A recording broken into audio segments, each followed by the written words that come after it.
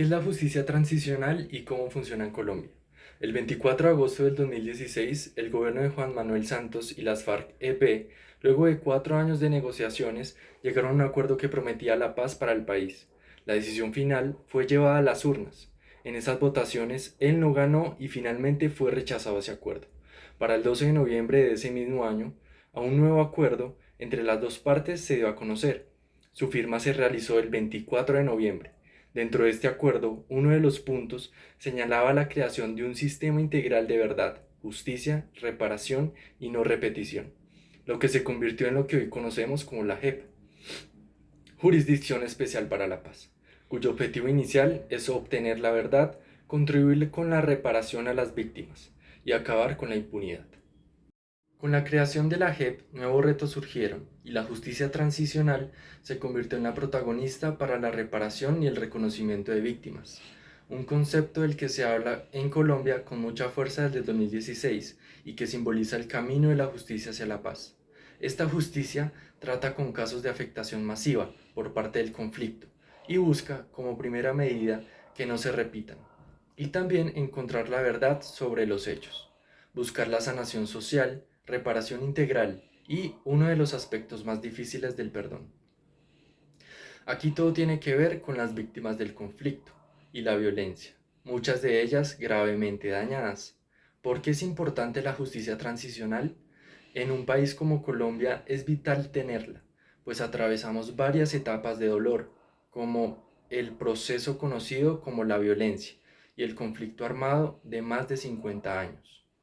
Lo que intenta la justicia transicional en este caso es llegar a un acuerdo que, como se ha mencionado, repare, dignifique y reconozca a las víctimas, por lo que ha de trabajar en leyes, normativas y todas las herramientas que permitan la no repetición de los actos que han dañado a millones en nuestra población. Si se aplica, podría aportar significativamente para poner fin a los ciclos de violencia que hemos atravesado por años, enjuiciando y condenando a los victimarios, compensando también a sus víctimas con distintas vías, como las económicas, la devolución de las propiedades o penas ejemplares para los perpetradores. ¿Cuáles son los 4 pilares de la justicia transicional? Justicia, verdad, reparación y la no repetición. ¿Cómo se aplica la justicia transicional en Colombia? Se ha implementado en varios casos que hacen parte del contexto del conflicto armado que ha sufrido el país durante más de 50 años. Estos son algunos de ellos. Desmovilización de actores armados. Con un marco normativo, en casos de desmovilización de victimarios, se crea un modelo de justicia que permita que estos tengan enjuiciamiento y condena, en caso de darse, y reparación integral de sus víctimas. Ley de víctimas. Plantea medida de atención, asistencia y reparación de las víctimas del conflicto armado interno, que les dé fácil acceso a los derechos fundamentales, como el conocimiento de la verdad y la ejecución a su favor de otros 3 pilares de la justicia transicional. La JEP es un mecanismo de esta clase de justicia que se creó a partir de los acuerdos de paz de La Habana con la guerrilla de las FARC. Esta investiga, escucha y juzga a los hechos que se dieron en el marco del conflicto con este grupo armado ilegal. El primer antecedente histórico y jurídico de la justicia transicional en Colombia, susceptible de relacionarse con el Estatuto de la Roma de la Corte Penal Internacional, llamada CPI, puede fijarse en el año 2005, con la firma de la Ley de Justicia y Paz, Ley número 795, para negociar la desmovilización de los grupos paramilitares. La ley ofreció importantes beneficios a los autores de delitos, proporcionó penas alternativas de 5 a 8 años, incluso para quienes hubieran cometido masacres y otros delitos considerados crímenes contra la humanidad. De otro lado, de acuerdo con los artículos 6, 7 y 8 bis del Estatuto de Roma, la CPI puede investigar y enjuiciar a quienes sean sindicados de genocidio, crímenes de lesa humanidad y crímenes de guerra. En Colombia, poner fin al conflicto armado es fundamental para el desarrollo social y económico del país. la paz de los colombianos, se establece en el artículo 22 de la Constitución como un derecho y un deber del obligatorio cumplimiento.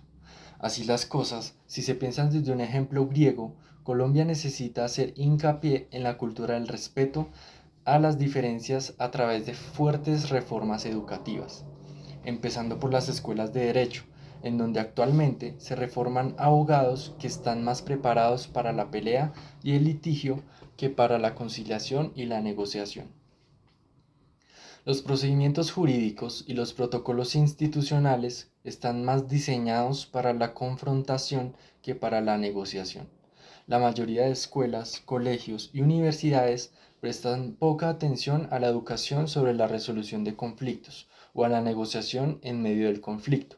La educación es un factor de transformación cultural, pero para lograr los cambios en la educación de Colombia se necesita transformar la mentalidad y la voluntad política de las familias de turno que han gobernado al país. Es necesario exigir que esta clase salga de su zona de confort y que se comprometa con políticas de Estado más allá de intereses personales y partidistas. Por otra parte, los medios de comunicación también son un importante instrumento de cambio y transformación cultural. Ellos cumplen una loable función, no solo por la tarea de informar durante el proceso de justicia transicional, sino en el trabajo de concientización colectiva que realizan durante el periodo de posconflicto. Adicionalmente, los medios de comunicación son una herramienta poderosa para el éxito de comisión de la verdad y reconciliación. Aquí nos ocupamos del contemporáneo problema de la distribución y tenencia de la tierra en Colombia. Abordaremos el concepto de justicia económica como marco de comprensión teórica para entender los alcances del proceso de restitución de los derechos sobre la tierra. Evidentemente, el campesinado funge aquí como el sujeto principal al que va dirigido el programa de restitución. Sin embargo, no se cierra solo en el campesinado, sino que abarca a toda la población civil que ha sido víctima del despojo y del desplazamiento. En este sentido, ¿cómo construir tejidos de comunicación eficaz entre las necesidades vitales de la población con los actores institucionales a cargo del proceso de restitución de derechos? Para comprender el problema de la tierra en el contexto del posconflicto en Colombia, se plantean algunos aspectos que abordaremos a continuación. En primer lugar, conceptos de justicia económica y restitución de derechos en función del problema de la tierra. En segundo, mencionaremos el problema agrario y su impacto en el carácter productivo de la tierra. En tercero, los beneficios y obstáculos que presenta la implementación de políticas y programas de restitución, como falta de recursos, la resistencia al poder y de los actores políticos y la complejidad legal que rodea a las víctimas del conflicto. Lo que está en juego en todo este desarrollo de la ponencia es el papel de la legitimidad institucional en el manejo de la garantía de los derechos. En este sentido, ¿cómo construir tejidos de comunicación eficaz entre las necesidades vitales de la población con los actores institucionales a cargo del proceso de restitución de derechos? Para comprender el problema de la tierra en el contexto del posconflicto en Colombia, se plantean algunos aspectos que abordaremos a continuación. En primer lugar, conceptos de justicia económica y restitución de derechos en función del problema de la tierra. En segundo, mencionaremos el problema agrario y su impacto en el carácter productivo de la tierra.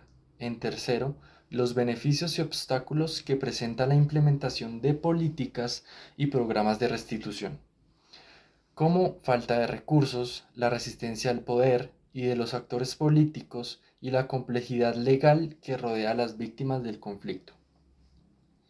Lo que está en juego en todo este desarrollo de la ponencia es el papel de la legitimidad institucional en el manejo de la garantía de los derechos. Uno de los temas que se aborda de la justicia transicional es la dignidad humana. ¿Cómo por medio de la justicia transicional se dignifican las víctimas? El concepto de justicia nos permite pensar en los valores morales de la Constitución acerca de lo que nos diferencia como colombianos, como la solidaridad y la prevalencia del interés general en contraste con el particular.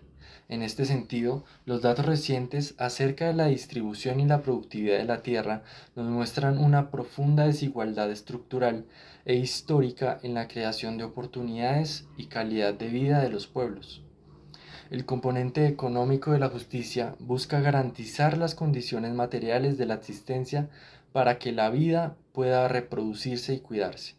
La institucionalidad muchas veces queda comprimida por la novedad de las necesidades actuales de la sociedad y profunda red de relaciones que se establece en ella.